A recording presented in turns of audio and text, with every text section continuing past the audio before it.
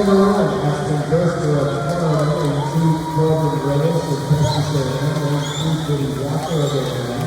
Number four, Alexa Fulton of Texas. Number five, Madison Reese of Florida.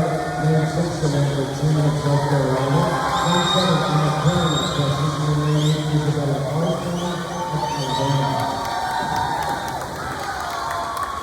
John Alfred 24-66 along with winners for both times as well.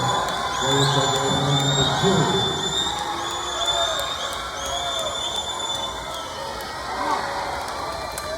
Number 25, Madison Reese of Florida, and number 5 is now taking the lead with 10 and 7. 52-59, lead time so far for 10 to the finish. Maybe we'll also go on